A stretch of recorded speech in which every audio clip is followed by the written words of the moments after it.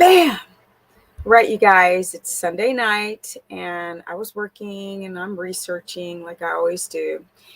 And I also was thinking about I had two clients this morning.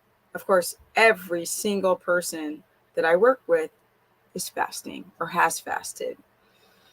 And the first client I had this morning, he lost 100 pounds by walking a lot, under eating, and intermittent fasting and eating a lot of protein, but he called it keto. And I think he was a little bit confused. But with that said, he's plateaued. And he's like, I don't understand. I don't understand why the weight won't come off. Like, this has worked so many rotations of fasting and walking and under eating and blah, blah, blah. And of course, not eating enough fat. And he was so excited about the weight that he lost that he has told his doctors, hey, you guys need to eat high meat and not even mention the fat and intermittent fast and walk, and you'll do great as well. But he's plateaued. I asked him to take his A1C. He brought it to the consultation, and his A1C is a 5.9. I mean, we're sitting in the 120 milligrams per deciliter. That's a really high blood sugar. And I tried to explain to him, this is the reason why you're not losing weight anymore, because now your blood sugar is so high, which means your insulin is high. And with his blood glucometer, you saw his blood sugar just go up and down, and he's starting to develop hypoglycemia on this 100-pound weight loss. Now, somewhere in the middle, he did pretty well. He held a 4.8 with his A1C, but as he continued with this obsession to get down to the weight that he felt that he wanted to be, because he started at 325, went down to 225 at 6'1" and wanted to get down to, I think it was 215. And he said, I'd rather literally do this diet and lose the weight than worry about adapting or my adrenals or not. And I said, well, if you continue to do this fasting method, you're going to get loose skin, right? Your electrolytes are going to become even more out of whack. You're going to literally go through pregnenolone steal, and your body's going to start taking from its reproductive hormonal tree and robbing from DHEA all the way down to your testosterone. And you'll never get rid of those love handles. Well, he was like, okay, well, no, I don't want to do that. I was like, no, you don't want your body to eat itself and become catabolic. Now, people, when they fast, if you're not in ketosis, I've said this so many times, if you're not in ketosis and you're fasting, especially if you're doing carnivore, but you're not in ketosis and you're fasting, where's your body going to get its energy from? People are like, the fat? And I'm like, no. When your body's under stress, and listen to me, people, as hunter-gatherers, okay, this is very important. As hunter-gatherers, we rested between hunts. We weren't going off to jobs, doing fasted cardio. We didn't have a compromised gut wall. We didn't have a stuck ileocecal valve. We didn't have candida. We did not have these dysbiotic guts and leaking guts. We weren't exposed to all the toxins and the heavy metals and the pharmaceuticals, which weaken our body exponentially.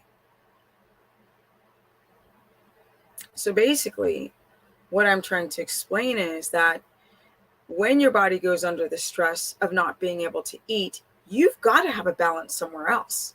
And you think paying bills and doing fasted cardio, training fasted, and putting your adrenals under stress and being cortisol latent is what our hunter-gatherers did.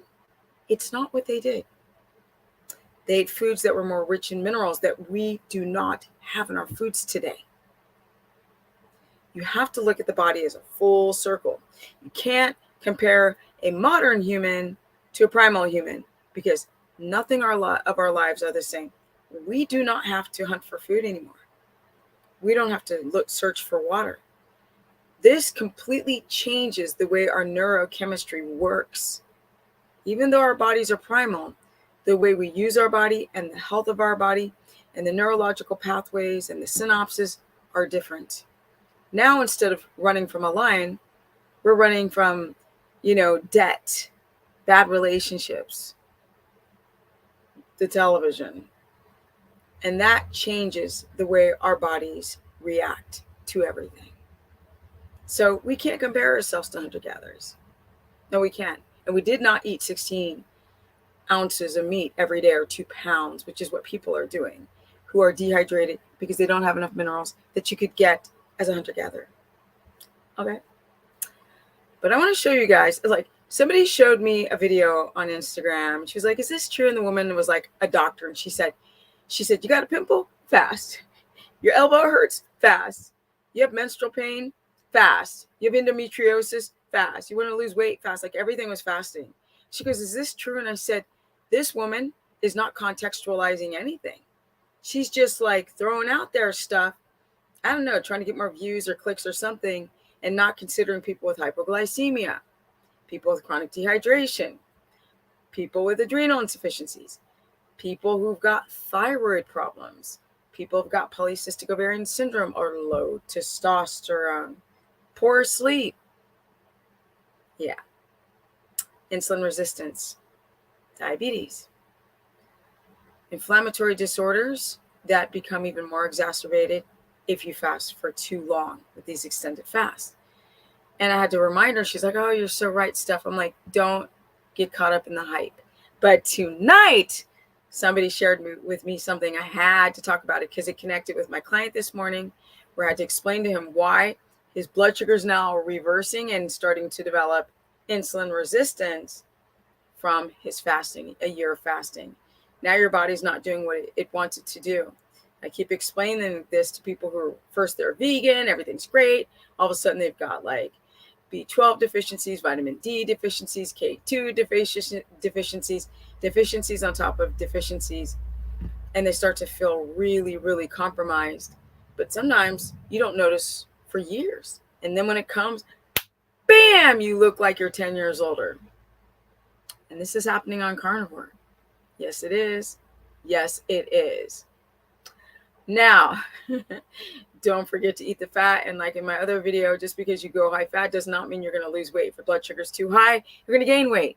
So check that blood sugar and your A1C and insulin or C-peptides, but not really. But I digress. Let's look at this whole video that someone sent me tonight, which inspired me to do this quick video. Ish. Stephanie's an ish. All right, check this out.